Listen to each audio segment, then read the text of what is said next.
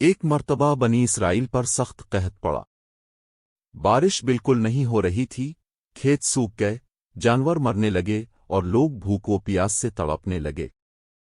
سب لوگ حضرت موسیٰ علیہ السلام کے پاس آئے اور عرض کیا، اے اللہ کے نبی، اللہ سے دعا کریں کہ وہ ہم پر بارش برسائے۔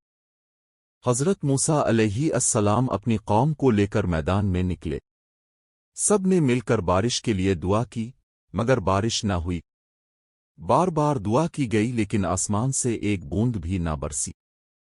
حضرت موسیٰ علیہ السلام نے اللہ سے عرض کیا، پروردگار، ہم نے تیری بارگاہ میں عاجزی کے ساتھ دعا کی ہے، پھر بھی بارش نہیں ہو رہی، اس کی کیا وجہ ہے؟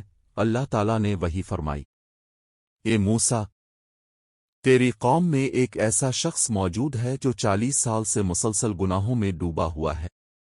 جب تک وہ تمہارے درمیان ہے میں بارش نہیں برساؤں گا، اگر وہ الگ ہو جائے تو میری رحمت برسے گی۔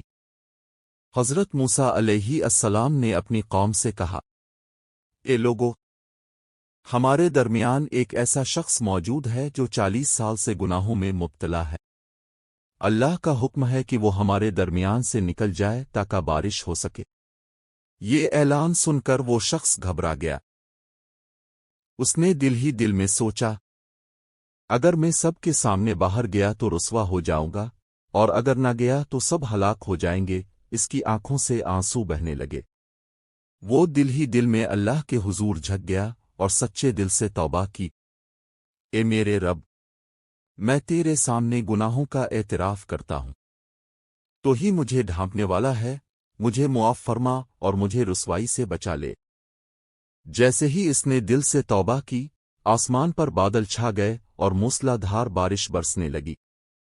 حضرت موسیٰ علیہ السلام حیران ہوئے کہ کوئی شخص سامنے نہیں آیا، پھر بھی بارش ہو گئی۔ انہوں نے اللہ تعالیٰ سے عرض کیا، پروردگار، وہ گناہگار شخص سامنے نہیں آیا، پھر بارش کیسے ہو گئی؟ کہ اللہ تعالیٰ نے فرمایا، اے موسیٰ، میرے بندے نے دل ہی دل میں سچی توبہ کی، میں نے اسے معاف کر دیا اور اس کے صدقے میں نے تم پر بارش برسا دی۔ حضرت موسیٰ علیہ السلام نے عرض کیا، پروردگار، مجھے بتا دیں وہ بندہ کون ہے؟ اللہ تعالیٰ نے فرمایا، اے موسیٰ، جب میں نے اسے گناہوں کے وقت رسوا نہ کیا تو اب جب کہ وہ توبہ کر کے میرے قریب ہو گیا ہے، کیسے اسے رسوا کر دوں؟ وہ اللہ کی رحمت بہت وسیع ہے، چاہے انسان کتنے ہی سال گناہوں میں ڈوبا رہے، سچی توبہ انسان کو ذلت سے عزت کی طرف لے آتی ہے۔